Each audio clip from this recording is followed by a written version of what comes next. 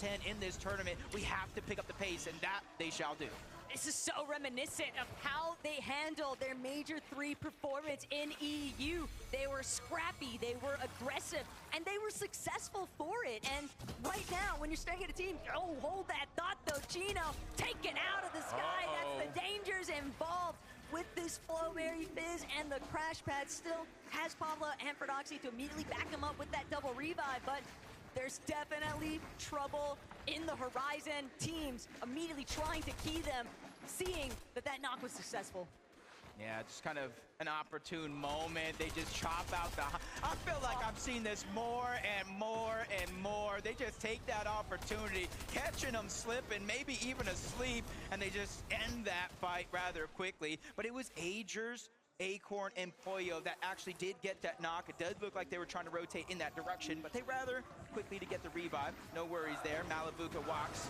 No ping still in sight. There's so many teams here on the southern portion of the map, including Hero, Halad, and FKS. And Alex's team even beginning to rotate over along with Anon and Resigns. This southern portion of the map is looking rather busy. Oshi has just decided, hey, we are so far south, but we need to get surged somehow. So for them to push forward, they might have taken notice of what was taking place inside of that elimination feed. Slightly different tempo though for Marius, Vanya, and Pixie.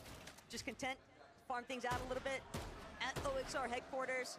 Spot King off in his own surge base. Decent ways away though.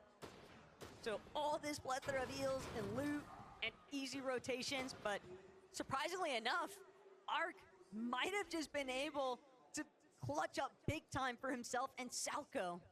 Yeah, I feel like that's almost an understatement. They tried to get the reboot back onto Skull. He went down again. It's almost no loss because they were able to pick up a huge elimination. It's Malibuca getting a knock onto Nam, but we're going to jump on board Cooper, Reed, and Curly.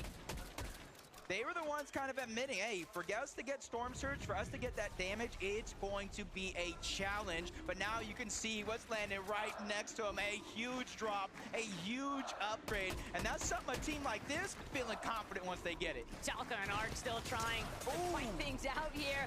Big knock onto Uppo, but Focus from overhead. He's going to bring down Salco. It's all down to Focus versus Arc. Focus definitely having the HP advantage currently, but he's going to go for the full finish here onto Salco. That Siphon immediately extending his leverage here. Arc scrambling underneath him, trying to see if he can replenish just a little bit of his shields to boot. But Arc, he's got to make a decision. He's got to make it quick. He's trying to see if he can get this right angle peek. Instead, stuck underneath these pre-existing builds. Focus going to create a little bit of space here. Focus off Flurry Fizz, trying to get the overhead approach, and Arc is still looking to take this fight. He's not backing down. You have to respect the guts to go for it. And Focus still struggling to clean things up. Arc might just be able to turn it, but Arc, he doesn't have a lot of HP. He has to reload. He's not going to be able to win it. He had the opportunity, Jacob, if he just had one more shot. Very, very unfortunate circumstances for Arc. He ran out of white heals, no bandages, no medkits, those slurp juices. He had to be aggressive, but that played directly into Focus's hands, and he capitalized on it perfectly. Even though they're out of zone, Taco, I expect their full trio to be back into this game rather shortly. The fourth zone, still relatively early on in this game, but 6 eliminations for Halad, FKS, and Hero. Seeing how they're picking up some of those eliminations. It's Walks, he gets caught slipping, clothesline. Shut down rather easy. Malibuca as well. No knock on the Malibuca, which means they're out of this game. We knew it was going to be difficult, though, for Malibuca's team to have a recovery point. They got so locked down at Outpost Enclave, but this is wicked work by Pablo, Tjino, and Fortnite. Just slowly making the Fortnite crouch approach. He's been notorious for this method over the course of this past year. And now, currently, it could be the surprise that Peterbot does not want to have to deal with, or Gold and Ritual. But Pablo, Tjino, Fortnite, the patience, the discipline, they know exactly when they want to strike. They could possibly even be looking to try and tackle a couple other teams nearby. Yeah, just kind of double options. Wait for zone. But if somebody kind of gets a little bit too ahead of themselves, that could be an opportunity as Peterbot shutting down Resigns. And again, no knock. So the #1 team from OCE is out of the lobby in game number 2 as Peterbot, Cold, and Ritual looks to ramp things up. But Pixstorm and Demas, underdog story the And this is something, I love the underdog story. And everybody, so many people were putting this team in the top 10, maybe even some inside of the top 5. Yesterday, we were watching their games. They were kind of having fun with some sky bases, but now is the time to really put it all to the test. Zone favoring their side of the map. They just had to travel up a little bit towards the north, but now they got a position ahead of everybody team toward the south. This is a good chance for them to start to accumulate surge. Their low ground fragging potential has been what's really struck them into the spotlight from EU, but you can't help but think about the fact that even in that first lobby, I know Sven has been cooking up some strats with his Polish boys, because we saw Big Storm and Demas attempting to maintain height at one point. Curious if they tried to do that same sort of mentality in the secondary lobby. Height was definitely a little bit scrappy last game, but King, Phaser, and OPA's in a little bit of trouble here, but they know Focus is in even more trouble. They want to see if they can maybe isolate that solo, keep him pinpointed, keep him away from their position. PHZN is going to need a bailout soon, though. Yeah, and this is a scary situation for the entire trio, for that matter. Finally, they find some heals, but I was just thinking 177 above the damage threshold. It is above the damage threshold, but it is not a ton. Things can change rather quickly, especially you see Merstash, you see Swizzy, Queasy on the other side of the mountain in the zone, pushing further and further towards the northeast. And this is where in the back of my mind, I'm like, oh my gosh, on that side of the map, Taco, there's mountain ranges, there's dips, there's dives, there's so many different things in terms of elevation. Teams better be prepared. And look, game one definitely did not pan out the way that Acorn, Pollo, and Agers would have normally anticipated, or anybody honestly in this audience would have expected them to do. But with so much surge damage already online, Jacob, this dead side rotate is absolutely perfect. They don't have to worry about encountering any of the clusters that might be starting to build on the edge of zone. The real thing that they're going to have to be very, very cautious of is just not getting beamed from the sky. Yeah, they're going to be rotating to a lot of teams for that matter. So that's why they're trying to use that new upgraded launch pad. You mix in the Flowberry Fizz, and you tend to kind of get out of render distance for some teams, and you kind of get a free rotation in. It all depends on who's kind of looking up at a moment. And now we're seeing a peak with Kanata, Rapid, and Bolts of what that southern side of the zone actually looks like. This is what Agers, Acorn, and Pollo are actually rotating into. So for Kanata, Rapid, and Bolts, they already won game number 1, 9 eliminations. For them, I think it's kind of like slow and steady wins the race. They're not going to get greedy for eliminations. They're going to let them naturally present themselves throughout the course of this game. Love to see some of these elevation shifts, though. It really challenges some of these IGLs finding the most optimal path for their teammates. Swizzy, Queasy, Merstash, not going to get too tagged up here by Iamzo, Higgs, and Clicks. A bit of a missed opportunity. Victor V, though, that's going to finally be a connection there from Iamzo, the future, trying to see if he can pop off here, but it's going to be tough. They don't want to forfeit their position right now, Jacob, to try and key against Victor V, Epic, and Paper. They're just going to let them continue to tunnel through towards that side of the mountain phase. Kazi and Aspic, though, stuck. Prodoxy, Pablo, Tjino. They're not gonna let these guys go. Bro, they got the exotic Slapberry Fizz, they got Slurp Juices, they got Splashes. I know you start to think a little scared, like how much do they have to stay this deep in the zone? It is gonna be a 2-tick, but they have more than enough, and 2 potential eliminations, which will grant them Siphon, so that way they can save those heals even more. As Prodoxy's doing his lurk. Patented lurk here coming out, up above. Chino's not gonna need the help that he thought he did. They're gonna clean up those eliminations. They have 11 eliminations. What are we witnessing out of Prodoxy, Pablo, and Tjino? They're making up for lost time. That last lobby, they had 0 placement points from being wiped off spawn, but 44 elimination points is absurd, Jacob. And they're not looking to slow down anytime soon. What I'm worried about for them right now is they are taking a lot of storm damage. Storm sickness could definitely pose a problem for them later on, but we'll just have to see how they continue to move through this lobby. Meanwhile, Peterby, Poe, Ritual, a little bit stuck. We're so used, everybody is used to seeing Peterby, Ritual, and Cole be super stacked from those divisional cups, but here in the global stage, they just haven't found a home. Honestly, quite shocking. We tune into Mr. Savage, Reason, no chap in sight.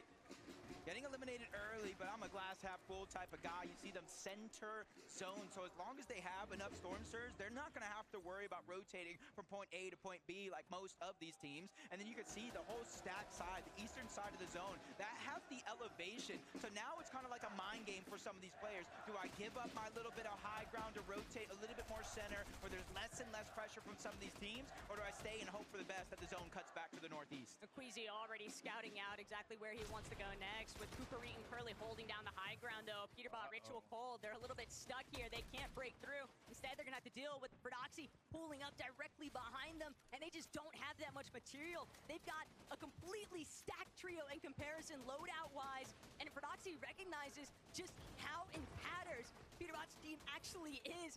That could be a very dicey situation.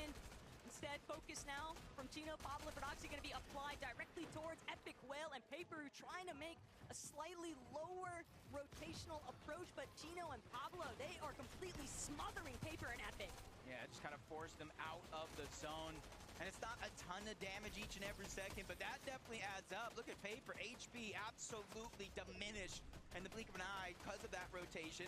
But it might have been worth it. It pulls towards their south with a lot of these teams, but Verdoxy knows they're trying to put down pressure. 10 HP, barely surviving. There's a second too quick beacon. That's Ritual. That's Cold and Peterbot. One's gonna go down. Cold's gonna fall as well. Ritual by himself yet again. He's able to get the knock onto Pablo, but there is no chance of him getting the elimination. Ritual's gonna opt for the trade of revives. He loses Cold entirely, and he's not able to actually stick it to Peterbot. Peterbot's gonna be left behind. Ritual gonna be forced to play it out as a solo now. Tjino, Pablo, and Verdoxy, they might even look to hunt him later on. They know he's somewhere tangled up in this lower layer, but still, they are just so heavily looted up, Jacob. The world is their oyster right now. From 11 to 13, big numbers in game two.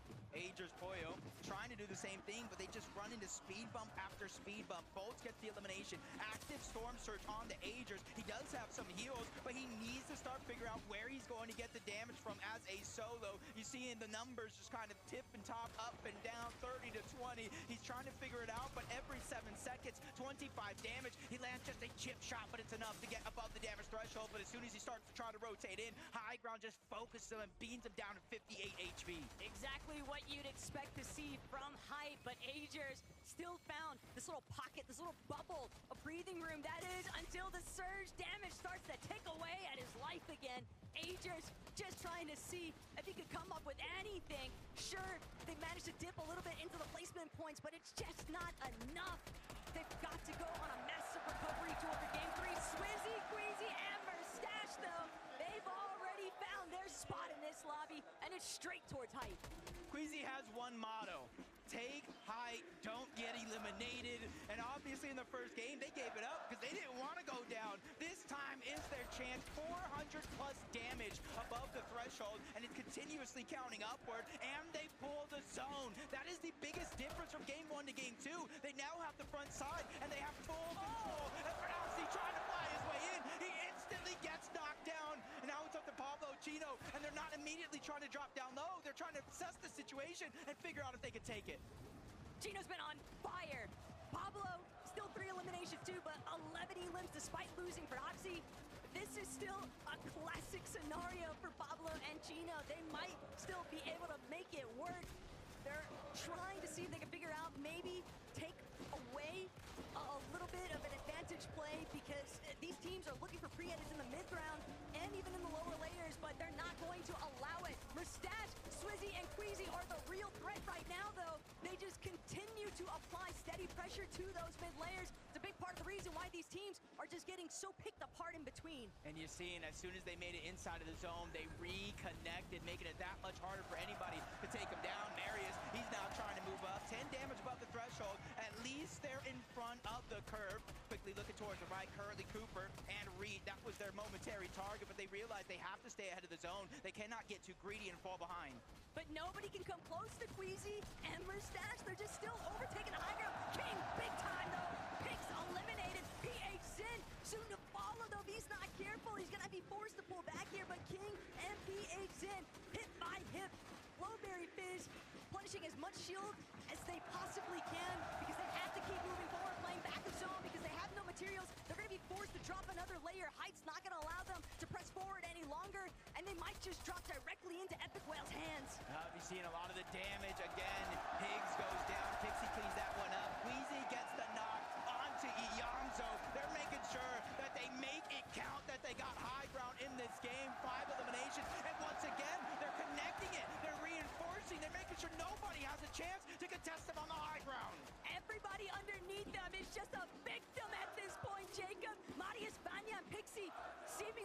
cover for the time being, though. Kanata and a little spot of trouble here. Just saw him take a massive chunk of his shield. Pixie now looking to play the medkit from the back of zone. Swizzy, though, shutting down Vanya the moment that he tries to push forward. And Mustache directly assisting here. Bolt stuck here, rocking a hard place, and Madi is going to be knocked. Marius eliminated, essentially. There's no way his teammates are going to be able to get to him. Yeah, and you're also seeing Kanata fall, rapid, down. Not sure about both. Things are going sideways very quickly, and it gets even more worse because the zone is pulling over that mountain. If you didn't prepare for it, it's going to be lights out, but Swizzy trying to stop Surf Juice. He's going to be the first one that does go down from Mustache. Queasy, that's a huge signal. That's a huge sign. They're trying to get away from this catalyst on the low ground. But Queasy and Mustache are the only ones that made it to the mountaintop, and Queasy, it is just raining down from above. Queasy continuing to find those eliminations. Pump gonna be dropped. It's only Baka and Yeko, and Panzer's been eliminated too. Queasy and Mustache, away with it. No one left to challenge them. Kings of the mountain. If you were to ask anybody, who do you think is going to win? M8 is all what the crowd wants to see. And now two of their favorite players in the world just picked up a Game 2 victory royale. Just lighting up the arena as Well, that was game 2 over and done with, won by Team Queasy, the trio. That was a good game. Tjino, I don't know how you say his name, but he was cooking, bro. He was doing good as well.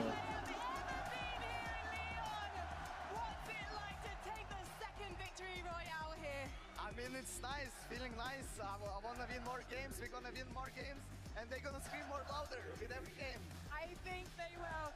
Queasy, it felt like in game 1, you tried to take the high ground maybe a bit too early. You couldn't hold it.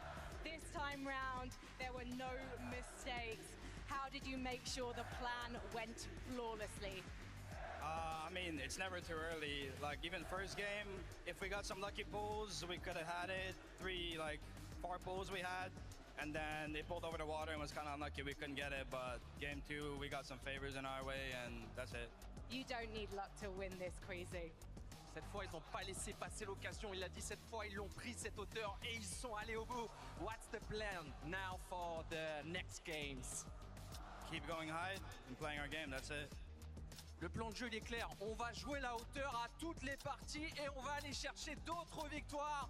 Big shout out, bravo to Queasy, Mustache and Swizzy! Now, Mustache, earlier on we did practice the Gentle Mates chant. Do you want to give it one more go? Yeah. Are you ready, guys? What is this? Very good. Very, very good indeed. One more time though. Gentle, gentle, gentle!